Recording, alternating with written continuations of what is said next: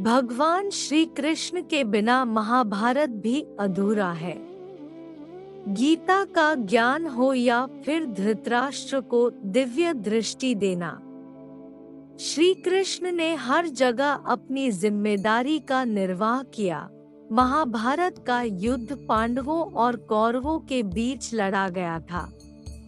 पहले वनवास और फिर अज्ञातवास पूरा करने के लिए पांडवों ने जब राज्य में हिस्सा मांगा तो दुर्योधन ने जमीन का एक टुकड़ा तक देने से मना कर दिया था। दुर्योधन के अंदर काफी अहंकार आ गया था।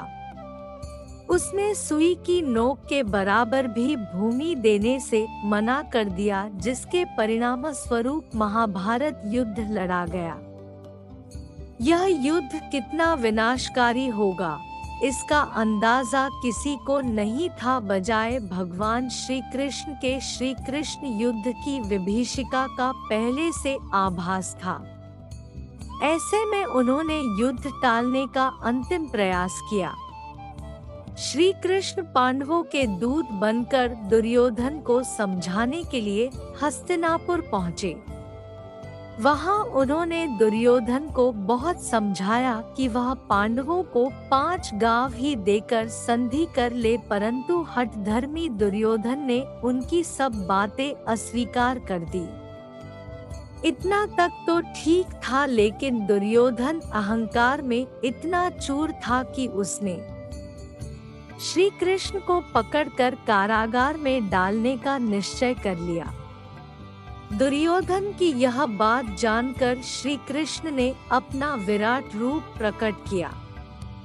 उन्होंने दुर्योधन से कहा, है मूर्ख दुर्योधन, तू मुझे अकेला मान रहा है, इसलिए मेरा तिरस्कार कर रहा है।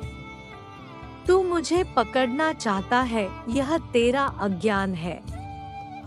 अब मैं तुझे अपना वास्तविक स्वरूप दिखाता हूँ। इसके बाद भगवान श्री कृष्ण ने अपना विराट रूप धारण कर पूरे ब्रह्मांड को चकित कर दिया।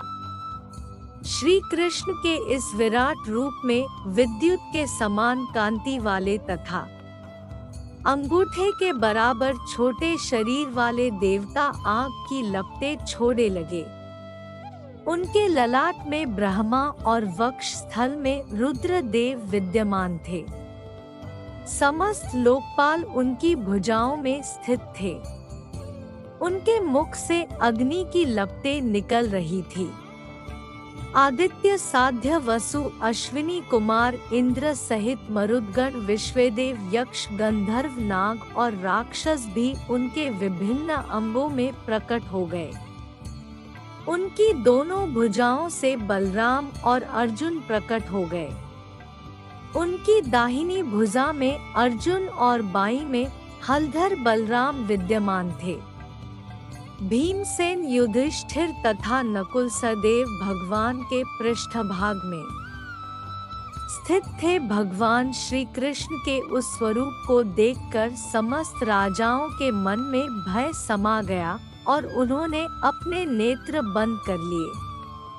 द्रोणाचार्य, भीष्म, परम बुद्धिमान विदुर, महाभाग संजय तथा तपस्या के धनी महर्षियों को भगवान जनार्दन ने स्वयं ही दिव्य दृष्टि प्रदान की थी, जिससे वे उनका दर्शन करने में समर्थ हो सके थे।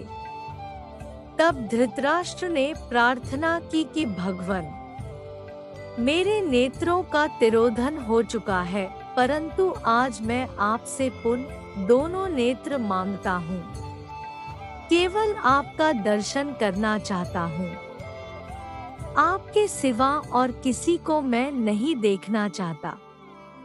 तब महाबाहु जनार्दन ने धृतराष्ट्र से कहा, कुरुनंदन, आपको 2 अदृश्य नेत्र प्राप्त हो जाएं। इस प्रकार भगवान श्री कृष्ण की कृपा से उनके विश्वरूप का दर्शन करने के लिए धृतराष्ट्र को भी नेत्र प्राप्त हो गए। तो दोस्तों, यदि आपको यह वीडियो अच्छा लगा हो तो हमारे वीडियो को लाइक और चैनल को सब्सक्राइब करें और कमेंट में जय श्री कृष्ण अवश्य लिखें। धन्यवाद।